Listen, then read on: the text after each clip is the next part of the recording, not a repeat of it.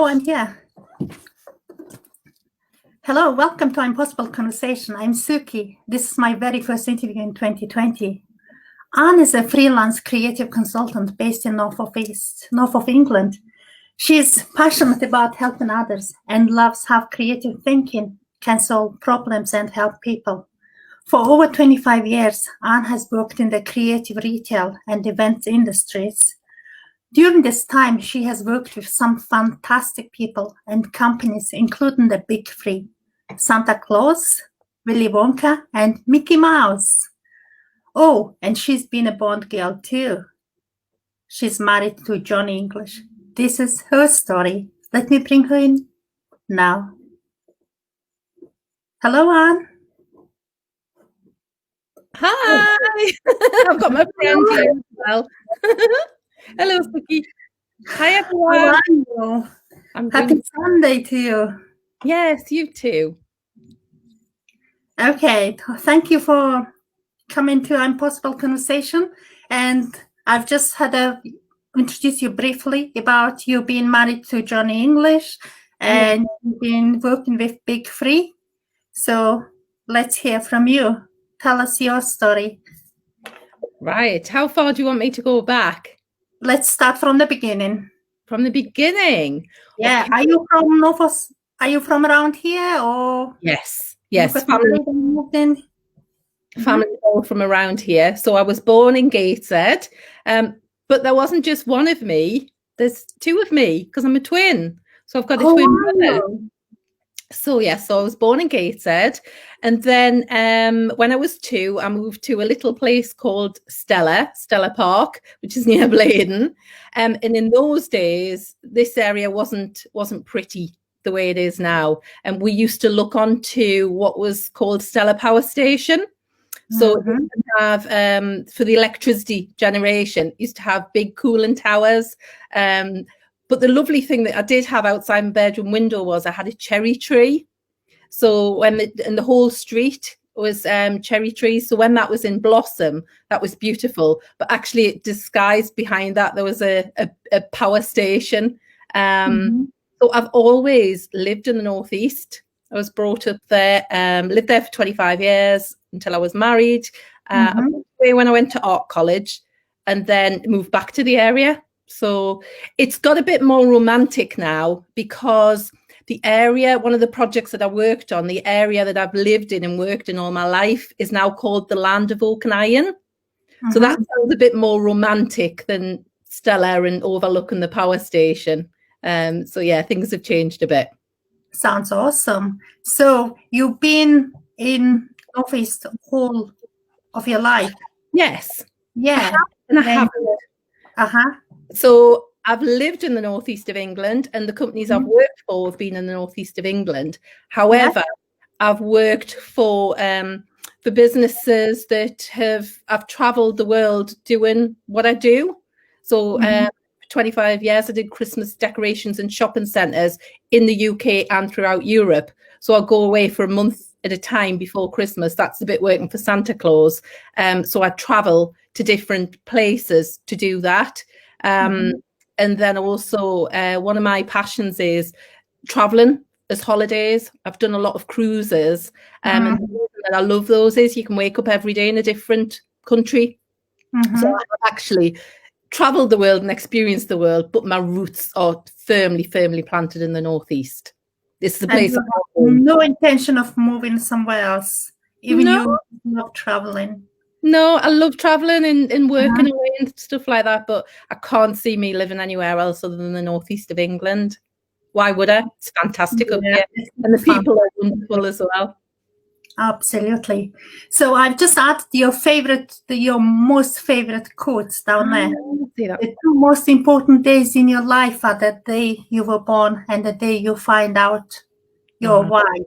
Yes. Why is it your favorite quote?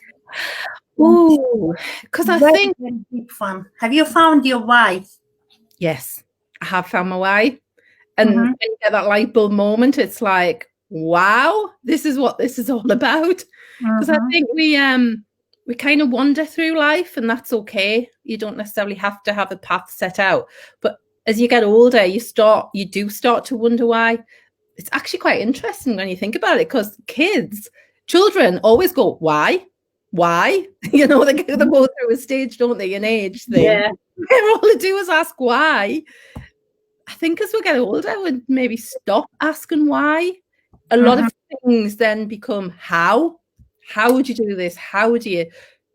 I've come to realize, though, that the most important thing isn't the how, it is the why. It's that big dream, and then you'll work out how to get there. So that's the most important thing, is working out your why, not necessarily the how. I think, as I say, as a kid, as a child, it was always like the why in the big dream. But then we squashed that, and my mission now is to kind of open that up again. To just do things that are, you know, things that inspire me. So what's your why? What's my why? No, that mind me asking. Yeah. So I've been on a bit of a journey, and I've just worked out, even though I'm still here in the Northeast, I've just kind of, there's lots of things that I've done in my life that more recently now all make sense. So you don't realize the significance of the stuff until you look back, and then all of a sudden it's like, oh, this is just who I'm meant to be. You don't always realize that that's where you're going to go. So I've more recently been looking back and looking at the things that inspire me and thinking, where have they come from? And they are actually deep rooted in who I am and who I was as a child. I think tapping into that's really important. So one of the things that I'm really passionate about, if you said to me, what's the thing that you love, what's the thing you loved as a child, and that's maps. I've always maps. Yeah. And as I say, only recently somebody asked me about that, and they're like, where does that come from? And you have to start thinking quite deeply as to why, you know, why that happened. And a few reasons with that. One, as a child, we didn't go very far. We went to Scarborough on holiday, or we went to the Lake District on holiday, but my mum would always get the map out. And what she would do with the map, she wouldn't always work out the straightforward route, the route from A to B. So these days we have sat navs, and you program where you want to go. And it normally tells you the quickest route or the route with the least traffic, which is not the quickest route, doesn't it? Sometimes it gives you a couple of options. Yeah. Doesn't give the option that my mum would have picked, because my mum always picked the prettiest route. So if we went to the Lake District, we would always go across, there's a thing called Hartside Pass. We would always go across there. My dad would joke, because you would get the map out with all the little white routes where you'd have to open gates and stuff. So we would go exploring in the car. When we were driving to somewhere, that was part of the adventure. So I have maps in my head. I've always, if you ask me to go somewhere, I might look on a sat nav or Google it to see where I'm going, but then build that map in my head. So more recently, I was like, well, where that's got to come from somewhere deeper than that. And I suddenly realized that actually my two favorite books were Millie Molly Mandy and Winnie the Pooh. Okay.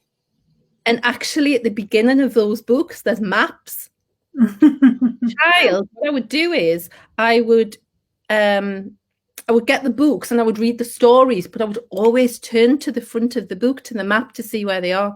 Actually, I've got Millie Molly Mandy, because I've got a storytelling suitcase that I've got stuff in. Oh, yes. This Millie Molly Mandy book. So again, if you open it up at the front, that's the little village. Yeah. And Winnie the Pooh. That's 100 Acre Wood. Yeah. Is that like from your childhood? You kept them all? These aren't from my childhood, these books. I bought these for my daughter Amber. So yeah, they're not the original ones. They may be in the loft at my mum and dad's. I'll have to go and have a look for that. But yeah, they were Amber's books. So going through my life, that plan thing, for 25 years I did Christmas decorations in shopping centres. I would always start with the plan of the shopping centre. everything, again, it starts with an idea, but then it's a plan. So if you're going to build a house, you get an architect to create a plan. If you're going on a journey, you get a map. So when we used to do the decorations, I would look at the plans. Normally there would be architects' plans, and I'd get photographs and I'd get information from clients. And I built that world inside my head, like a 3D world of what the shopping centre would look like. So if I was decorating a shopping centre in Paris, I might go to Paris to install the decorations, but I've already imagined what that would look like in my head and designed it. So the first time I would actually be in that environment was when I was building it. So yeah, everything starts with a map, starts with a plan. And that's something that only more recently, when I've started to use maps and plans with my clients, I've realized the significance of where that came from. Right, I see. So because you do visual mapping as well. So you sit down and then ask questions and you map the people's visions. And what's it called? Vision mapping. Vision mapping. So I map people's their thoughts, their ideas, their systems, the stuff that's in the head, because that's how I always solve problems. So when a client would give me a problem to solve, I would go, okay, well, tell me more about that. And then I'd create a map of that, like a mind map. Then from that, I could do research and get all of the information, put it down there. And it's not until you start capturing stuff like that that you start joining the dots and then seeing things in between. So it's a process that I've always done for at least 30 years to solve problems. I didn't realize that it was something a bit more kind of like unique and different to the way that I work until I started using that to solve other people's problems. And then they were quite intrigued by the process that I was using. It's just something that I've done. And that's what I say. Sometimes, like, it's the things that make you go, are normally followed by a light bulb moment. So people were reflecting back to me going, that's amazing. And I would just go, it's just what I do, kind of thing. And then I realized actually that process that I'd always used to solve a problem was of use to other people. Because I met you very first time at PSA, the Professional Speakers Association, but I know you as a create intrigue. Yes, you are the creative person that I know. But how did it start? How did Create Intrigue start? Yeah, like Create Intrigues. How did Create Intrigue start? Wait, you think you got like some genes in you, or how did it start? So for 25 years, I did the Christmas decorations in shopping centres, and I loved that. So I never thought that I would do anything other. However, I got made redundant when the company was taken over by a competitor. So I then was looking for my next forever job. And I kept getting rejected. And it was like, I had 2 years worth of that. In between, I was doing projects for other people. So that was when I was getting the reflections back, like some things like visual merchandising. I would just know how to do displays. So people would say, can you help us with my shop windows? I was getting requests in like that. So I obviously had this knowledge. I didn't realize that was necessarily something that other people didn't have. So as I say, I had 2 years worth of applying for other jobs, and then it was just soul destroying. And actually, it's just it's like that down moment, isn't it? It was. I was looking for my next forever job, doing freelance work in between. Never imagined I'd run my own business. And then I went for one job, and the reason I would always get down to the last two for some reason and then not be picked, which was just started to like eat away at your confidence. And one of the guys said to me, right, the reason that I'm not going to pick you is because you've got wanderlust. And I was like, I don't even know what that means. I had to look it up in the dictionary. Wanderlust. And he said, you're not going to stay here. And it turns out that wanderlust, he could see something in me I couldn't see in myself. And he could see that I was kind of dreaming of bigger things. In my mind, what I was saying to him was, I'm going to work for your company for the next 25 years. But obviously he could see that I so yeah, so interesting that so when you say about like where's that one come from again, kind of like in my genes. So I started the main things were the vision map and stuff came out of the helping other people to solve problems, and then the visual marketing came out of I knew the stuff that the big brands use to make you buy, to help them sell stuff. So if you go into a supermarket, it's all laid out in a specific way. Is it complicated? Not really. So because I've worked out now, I've taken the knowledge out of my head and I've put it into them that I teach people now. So it's quite simple things like less is more, triangles, the rule of thirds. But when somebody said to me, where did you get that from? I just kind of know. My first job was designing body shop windows. So I ended up just coming up with all this 3D stuff. Talking to my mum, because I remember my mum saying that she'd done a window display. Yeah. And it turns out both my parents were from Hexham, and she did a window display in those days there was an ironmongers called Phipps's, and apparently if Phipps's didn't have it, you couldn't buy it. And the window display was the way that you know, these days they talk about Facebook ads. Your window display was how you sold your products. So my mum got asked to do the window display, and it turns out that she did a window for Pyrex, and I didn't realize at the time, but Pyrex was a Sunderland-based company. And the rep came in, asked who did the window display. Obviously, they said my mum, and they offered her a job in the head office in Sunderland. But she just met my dad. So said no, she turned the job down. So she could have been, I don't know what the title would have been in those days, but like a visual merchandiser. And she would have done all of the displays in the head office. But actually, if she'd said yes, would I be here now? I don't know, because in those days, Sunderland was a long way. So she said anyway. So I knew that my mum had this, and I was asking her how she knew about that. And she said she just intuitively knew. And it was funny because I was like, well, I just know how to move things when they're in the right place. It just feels right. Yeah. Then I was saying, well, where did you learn it from? And she said, well, your grandma, both your grandma and your great grandma had shops as well. I was like, oh, they teach you? What did they do?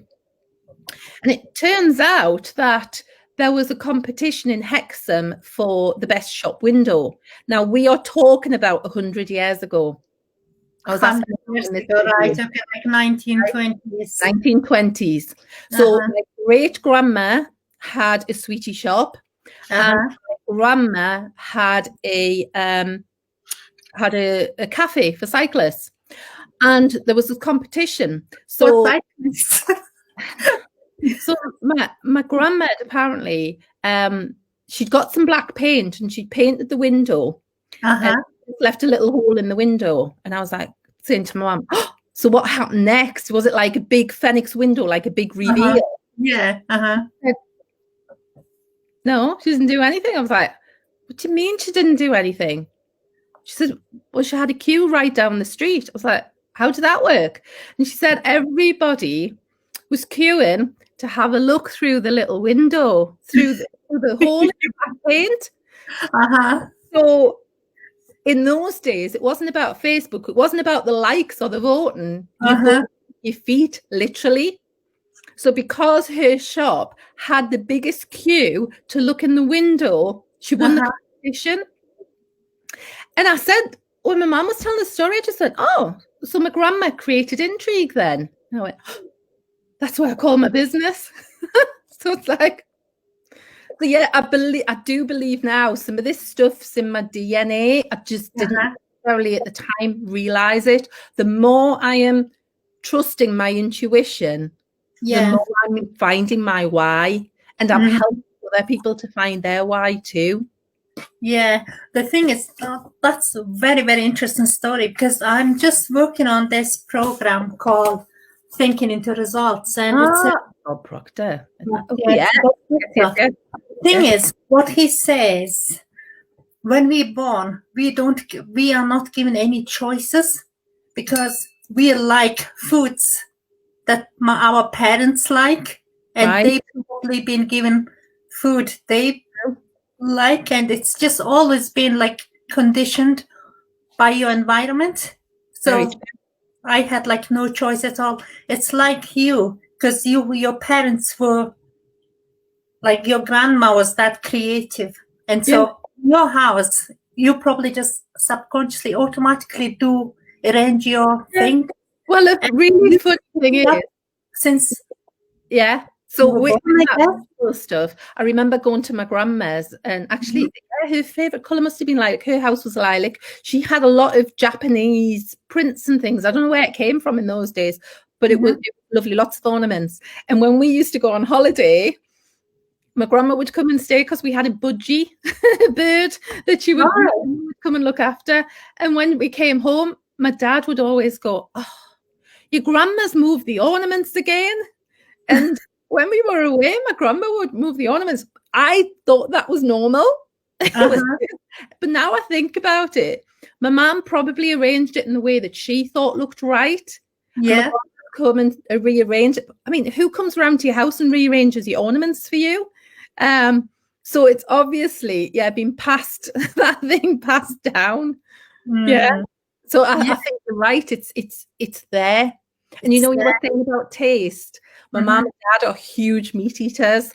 And when I was 18 at that age, I decided to go vegetarian. Are you vegetarian? Yeah. But I've never liked meat.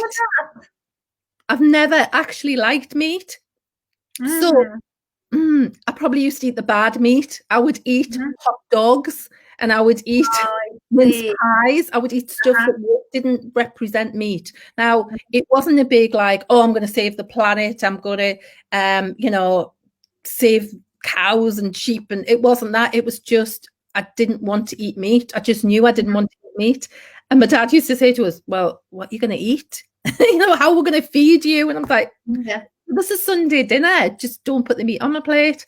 So you're right about that taste thing. Once I was able to make that choice, it was my choice to stop eating meat because I didn't like it. I didn't want it. Yeah. But I don't think out of it. It's not like I'm on a campaign about being vegetarian. Like you've just said then, that you didn't necessarily know that. Yeah. Even though you know me. Yeah. Yeah. I wonder, I feel like everyone knows so what's your daily routines, like weekly routines? Like, do you go around like 10, 20 networking events? Yeah, I go to lots of networking. I've realized what that's about. So when I worked for the company, Christmas display company, I started that with the two directors brought me in next. So every single person, until we got made redundant and I was the last person out the building, everybody in that company I knew because, I'd worked with them, I'd hired them, all that kind of thing. So when I got made redundant, it might sound a bit melodramatic, but I felt like to me, it was like a loss. I felt like a bereavement. I'd lost something because I'd lost contact with all those people. And I didn't know about the creative sector in the in the Northeast and stuff like that. I'd been detached from that. I knew everything to do with the Christmas displays and shopping centres and retail and all that kind of thing, but I was disconnected. So I started going along to some events in Newcastle for the creative sector to try and find out what was going on. And then I realized that actually when I started going to networking, again, I didn't know anything about networking, I started to connect with people. And I do feel like those people that I've connected with through networking are like my colleagues, the co-workers, run your own business. We've all got what I would say is our superpowers, our skills. So around me, I feel like I have got lots of people within my network that are like my co-workers. So I have got a bigger business around me, even though it's just me. So that's why you see me at a lot of networking events, because that feeds my soul.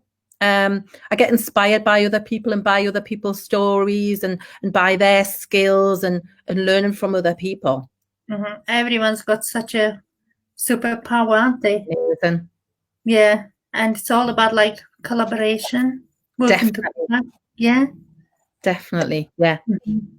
Amazing. Now, tell us about working with Big Three, please.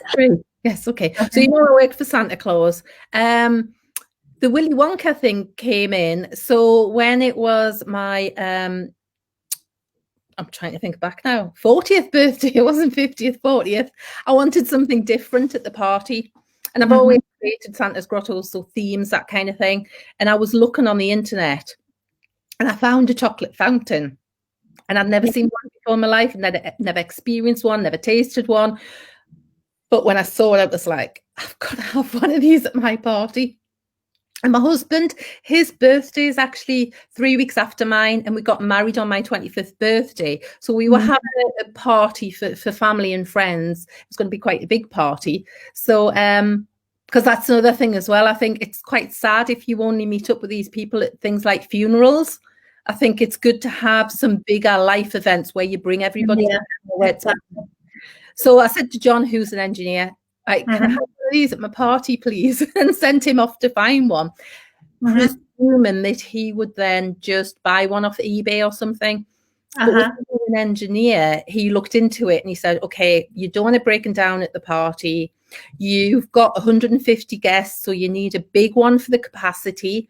You need to get a separate one from America because we don't want it to break down and all this kind of thing. So it evolved into, can you get me one? There was only one other company in the Northeast at that time doing chocolate fountains, massive in America, hardly anything in the UK. So the end of that story was we set up Charlie's Chocolate Factory. So I had a chocolate fountain at my party, but then because we'd invested in a lot of money for that, to pay that money back, and then I was going to sell it. But we actually rolled into business. Yeah, for 10 years. So I was doing 10 years. Yeah, so I did the Christmas display thing. By then I'd had Amber, so I was working 3 days a week, managing all of those contracts. Then on a Friday or a Saturday night, John and I would have the babysitter would come in, and that would be our night out. We would go to other people's parties and get paid for being at other people's parties and eating chocolate, which was just fab. So that was the Willy Wonka moment. That was Charlie's Chocolate Factory. Okay. And what's the other one? The Mickey Mouse, my little friend here, Mickey Mouse. So, I mean, at Centre Design, the Christmas display company, we did Euro Disney had just opened. So we did the decorations in the hotels. Also, I've been to Florida a number of times on holiday because Disney does inspire me. And I've been on an Imagineering course with Disney. At Disney, the Imagineers are the combination between the engineers and the designers, the creatives, which is actually a bit like myself and my husband because he's an engineer and I'm a creative, you know, the two sides of it. So, yeah, I've done Imagineering with Disney. And then more recently, I've worked on projects that have been involved with Disney. So, yeah, so I've worked for my little friend, Mickey Mouse here. Fantastic. So you've been traveling to Disney, like America, a lot because you're a fan of Disneyland or Disney. Yeah, it totally inspires me. I go there and I see the rides and stuff, but I'm always looking behind me like, how does this work? You know, I'm wanting to know the behind the scenes stuff. I know for some people that would take away the magic, but that's what inspires me. I want to know like how they do it and also learn from the best because Walt Disney just absolutely amazing. And as I say, he took an idea, you know, and then this character was born out of that idea. I get inspired by that. So yeah, I've got my little friends here that were born out of ideas. So from Mickey Mouse. Those are metronomes. Yeah, so that. Yes. And creator. Would you call it creator of the metronomes? Maggot and Rusty.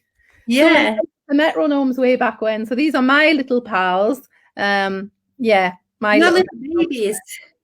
My little babies, yes. Yeah. So Disney totally inspired me with a lot of things in my life. Yeah. Yeah. So if you could live anywhere, where would it be? Would you not go to live there? No, I like to visit. I think The it job there, would. like doing whatever Oh, you. Uh-huh. I don't know how I would. If you, when I was with the chocolate fountain, right, the dream things, the things that you wonderful. When we used to do the chocolate fountain, by the end of the night, we would just look for a chip shop. We wanted chips or we wanted Chinese. We didn't want any more chocolate. I probably ate less chocolate when I worked for the chocolate, and I had my own chocolate fountain business. Yeah.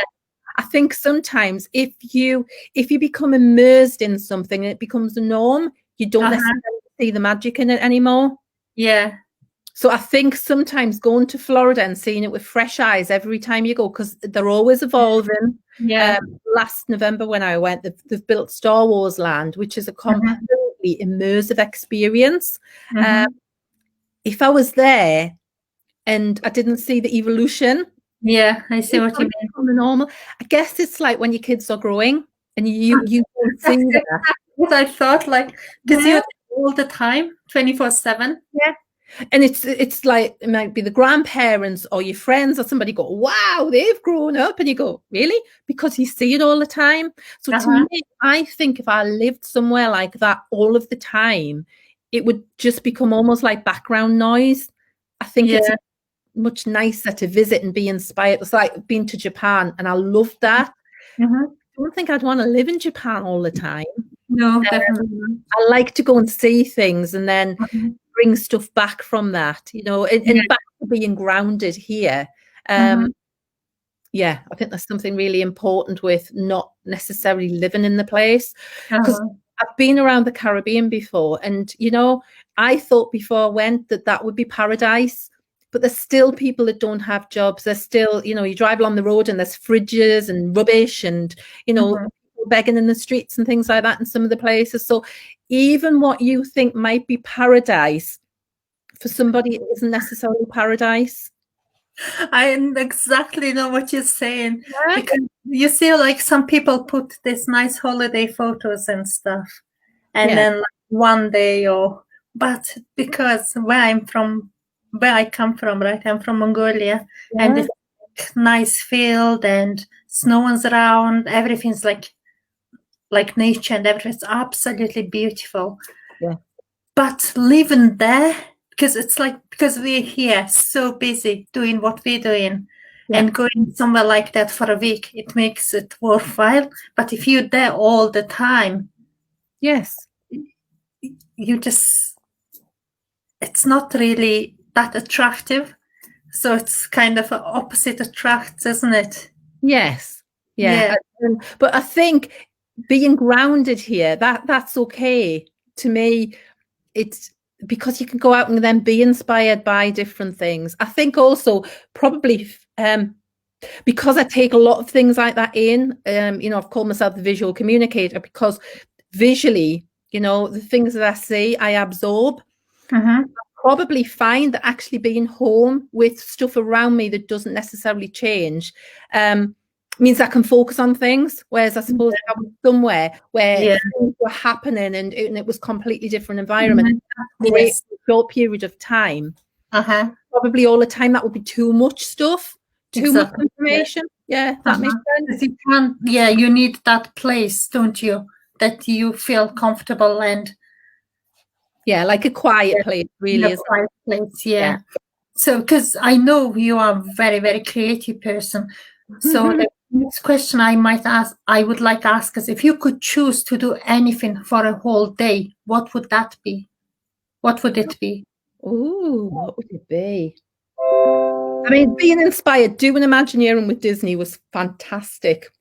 And being around other people, I think it's important to get that where it's just something a bit different. So to me, something adventurous for me would not be mountain biking or climbing a mountain or something.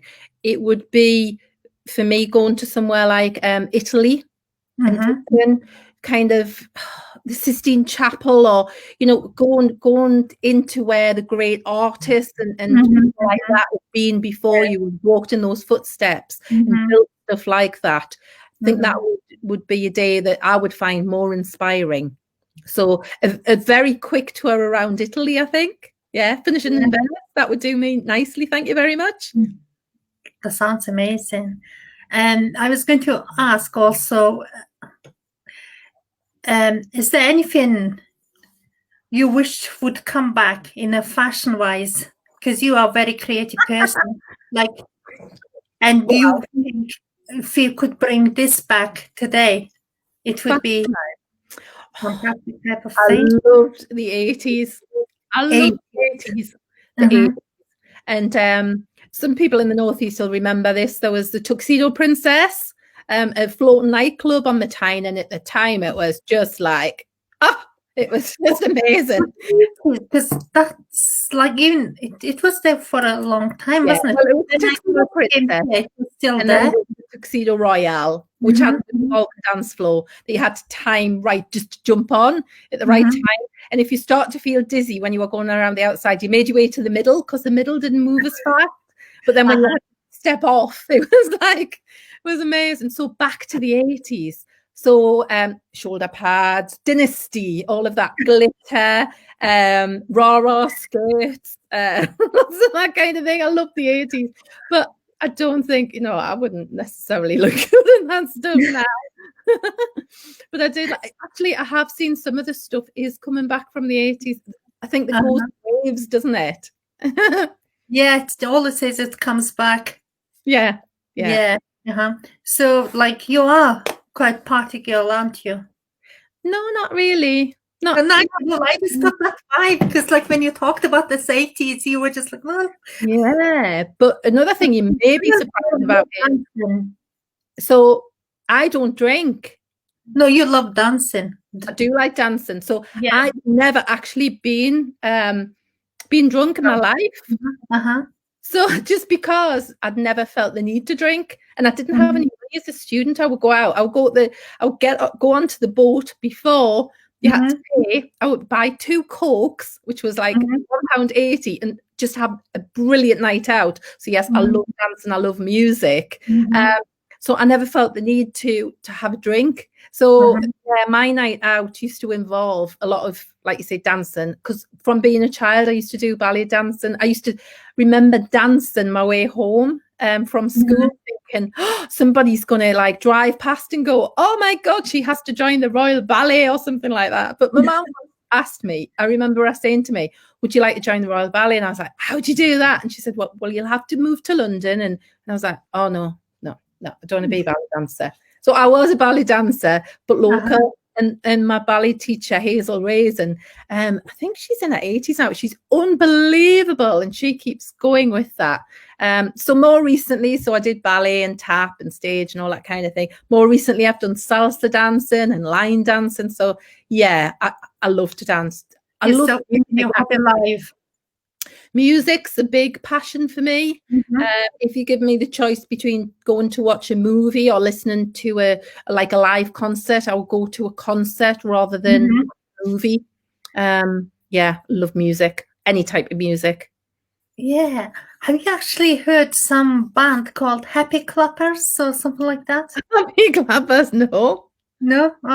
Apparently, I think it's Happy Clappers. Maybe I'm wrong.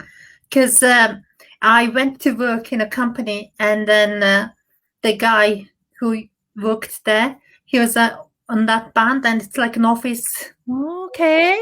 Well, it's like a top 10 night out. Yeah. So we're going to have to find the Happy Clappers. Yeah, that was really interesting. So Anne, also I just remembered I come across some of your signature systems, and you're doodling on LinkedIn as well. Right, yes. It's getting really it's very interactive. You can capture people's attention straight away. Yes. So how come it started? How did it start? How did that start? Again, well, I remember when I used to do the body shop windows, the boss there used to give me the brief. So I always had to listen to what the client was saying. And then when people tell me things, I see pictures in my head. Yes. When I would design the Christmas decorations or the Santa's grottos, I would think, okay, the clients asked for this. So it would be like input would be the information and words and things like that. And output would be something visual, a drone, a plan. Yeah. Now, my drones, I used to say I'm rubbish at drone because what happened was my drones ended up in the bin. When I think about it, what I was doing was I was translating an idea. So I would scribble very quickly because I was managing lots of projects, up to 60 projects every year. So I would quickly scribble what it would look like, but then I'd give it to my staff in the studio, give it to the illustrators who are specialists at drawing, and they would make a beautiful picture out of it. Yeah. So then my scribble would end up in the bin. So when I think about it, what I was doing was I was visually communicating an idea and making it a reality, but it wasn't the finished job. And the thing that the client would see was the finished job. So I've always kind of made notes and done doodles and scribbles, but I don't value those because it's something that I just do. And this is what I say when I work with my clients now. That's probably your superpower. If somebody goes to you, that's really clever, you're really good at this, and you go, it's just what I do. You've got a talent that other people see, but you don't always see in yourself. So more recently, I ended up, I've got this one here that I did this doodle. Oh, yeah, I remember seeing it. Yes, but that was just for me. So Ashley invited me onto her podcast, and what ended up happening was, I am a visual communicator. I've joined the PSA where I met you because I feel to get my message out to the world, I'm going to have to verbally communicate that. But actually, I can talk a lot one-to-one. Put me in front of an audience on a stage, and that's when I lose my voice. I was saying I was a twin. I would be the dancer. He was the actor. So I could go on a stage and dance. But if you asked me to speak, I would always want to be in the background. Yeah. So I did this actually for when I was invited on the podcast. I thought, I'm going to get halfway through and I'm going to think, I have no idea what I'm going to talk about. So this was a visual prompt for me. But again, other people start, I'm moving along there. Other people start to see that. They were like, that's amazing. And I was like, it's not, it's just a scribble. To me, it's a scribble.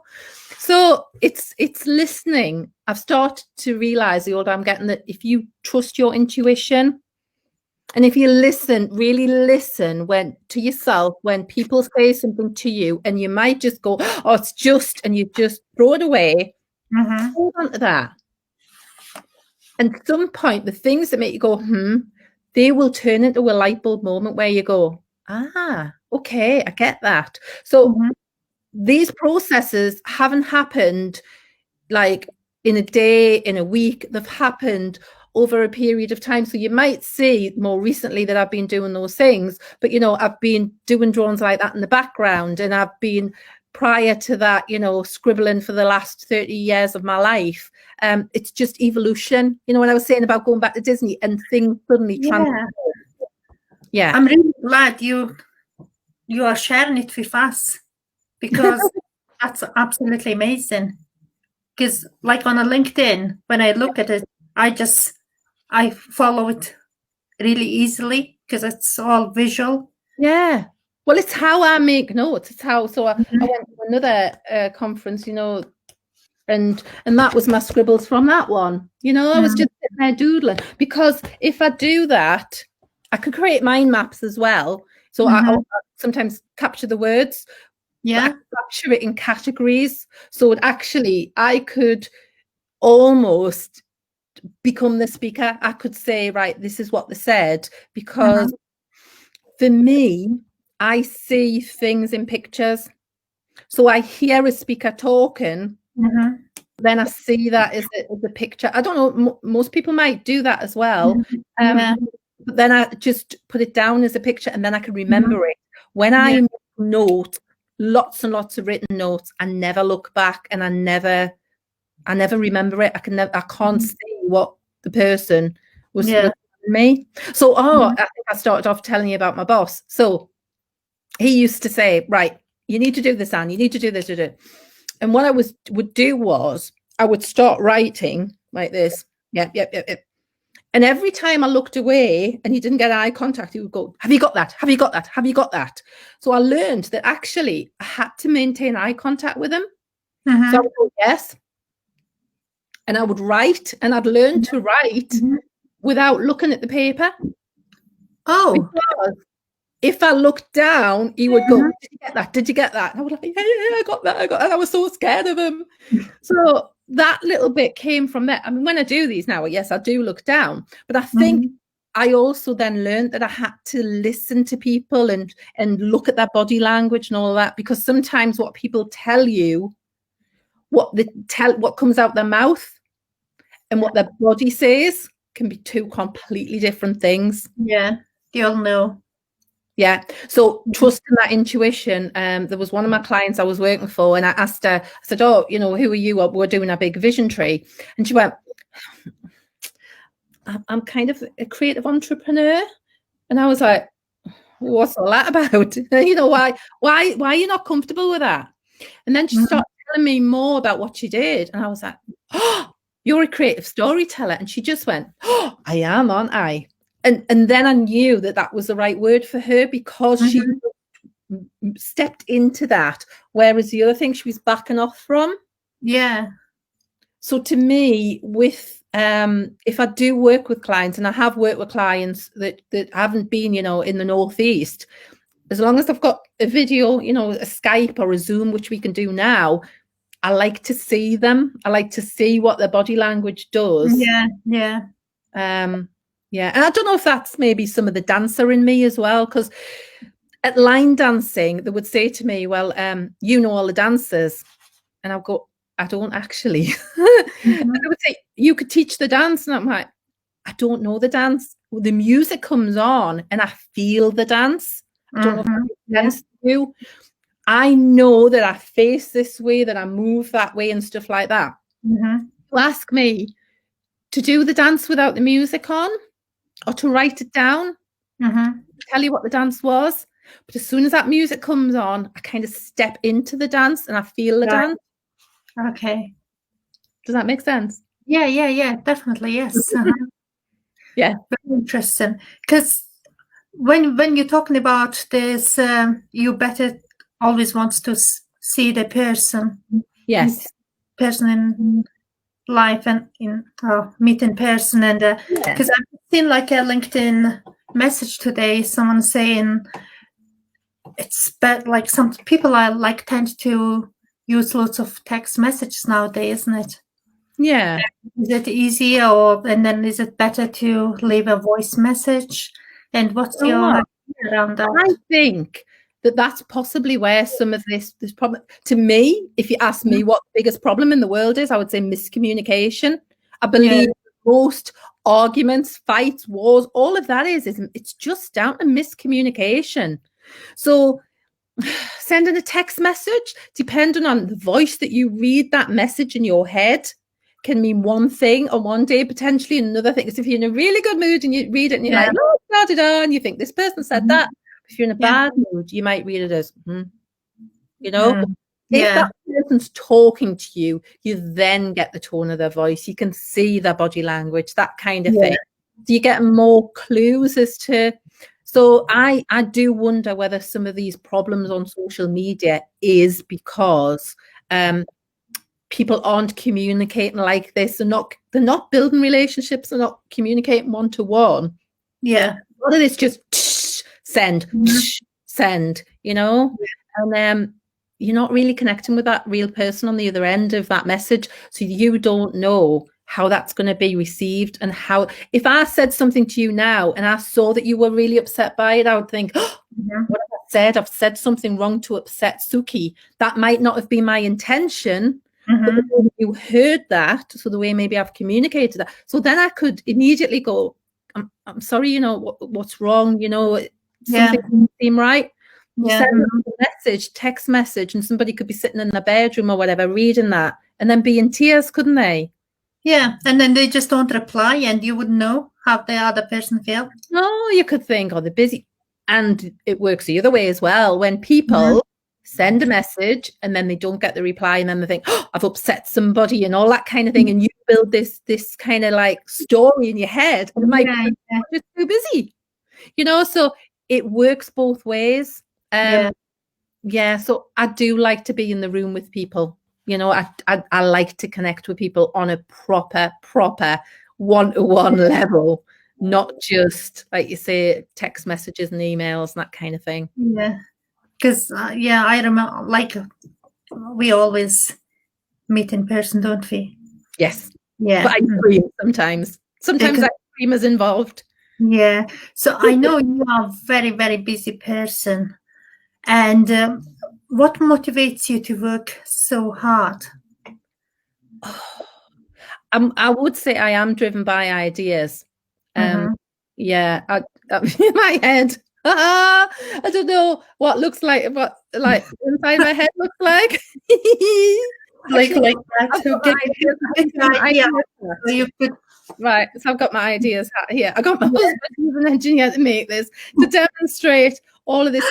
So on again back to the 80s. So Ghostbusters, the original Ghostbusters.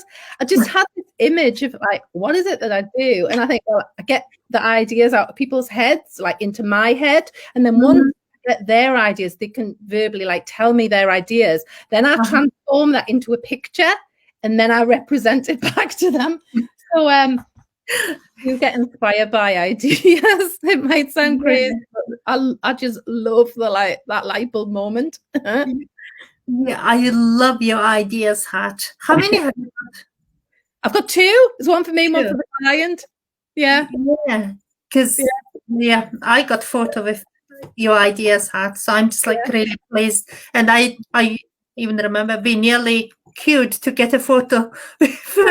I was in the other day with I was with Ashley, because I'm mapping out some of her ideas at the moment, and then we got a photograph taken, and then some of the other students came in. They were like, "Can we have our photographs taken?" So they were borrowing these.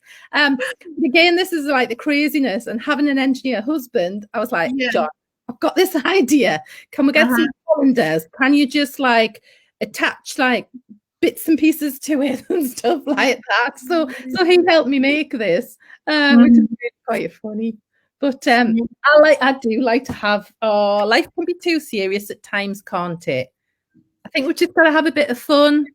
Yeah, it's like we can't really take it too serious. We don't know what's going to happen tomorrow. We don't. Yeah. I must admit, quite often I don't watch the news because I find it a bit upsetting. I find the news upsetting. I suppose it's that tapping into the intuition. So I will see a little bit of the stuff that goes on in the world, but I don't get too involved in it, because that would just break my heart, you know. The people that I'm with, the people that I work with, that I connect with, you know, let's try and uplift each other. Exactly. Let's just try and get the energy up and the positivity up, and then maybe that ripple will help the world. I don't like to get on that negative downward spiral of things. Yeah. Totally get you. Because it's better just do what you want, and I mean, you know, mind the planet and all that kind of thing, you know, be mindful of stuff like that. But I also think if we can just have that little, it's that pay it forward thing, isn't it? If we can help another person and spread some joy and spread some cheer and all that kind of thing. Don't get me wrong, I have days when I'm in tears, you know, so it's not always positive. But then I go to this thing called Insta Sisters, and I actually drew a graph for Insta Sisters, and I said it's a bit like a wave like this. And what happens is you might be doing this and somebody else might be doing that, and actually where we cross over, if they're on their up and you're on your down, you can raise each other up, can't you? So if you're having a bad day, I can help you. If I'm having a bad day, you can help me. So you know, I think that's how it should work, that we can all help pick each other up at different points. Because it's not, don't get me wrong, I've got my silly ideas at my metro domes. I'm not living in a world that's all like, woo, it's brilliant over here. You know, there are things that get me down and difficulties. I try and remain positive if I can be. It's Yeah, it's all about your perspective, isn't it? Because we Yeah. all going to have our ups and downs, and the Yeah. down day, which from where you see that Yeah. thing, yeah. So Yeah. all And the time, surrounding yourself by people that you know have kind of got your back, you know, and that you've got their back as well. People yeah. that you know that thing, know, like, and trust thing. But it's that it's finding, I think people say it's finding your tribe, isn't it? Yes, Finding exactly. people that resonate with you. Mm-hmm. Yeah, it's really important. Yeah. Okay, we've just gone like nearly 55 minutes. I can't believe time just flies by. Yeah. So this would be probably my very last question. Okay. And what's the big dream? What's the 2020s? The big dream. Shall I put my hat on? Go on. I have some big dreams. Okay, so there's a book called Think and Grow Rich, which I know you've said Bob Proctor. Bob Proctor studied that all of his life. Yeah. Yeah. Okay. And what happened was Napoleon Hill got given the challenge to he got access to all of the greatest minds, the thought leaders in the world at that time, which was kind of around about, I think, the turn of last century, wasn't it? You know, so it was like the Henry Fords, the Wright brothers. You know, when you look through that book, there's just some amazing people that lived in that time. My big vision is I want to out the minds of the people that are here now. So do almost like a visual Think and Grow Rich. You know? That would be absolutely amazing. Yeah, you know, I'd have love you to come do that. across with this Tools of Titans? It's Tim No, I haven't. Ferriss. So this is the one, and also we've got Tribe of Mentors as well. So basically, what he did is like he's interviewed. I take my hat off. I don't know how many. I'm getting hot under it. The lights of the hat. Who's doing a great stuff, and like 2, 3 pages, 4, 5 pages dedicated for each person, and bringing up the tactics and routines and habits of billionaires. See, I would like to do that visually. The reason being, visual version of this, because when I get books, I normally get to maybe the first, second, third chapter. And I find them quite hard going.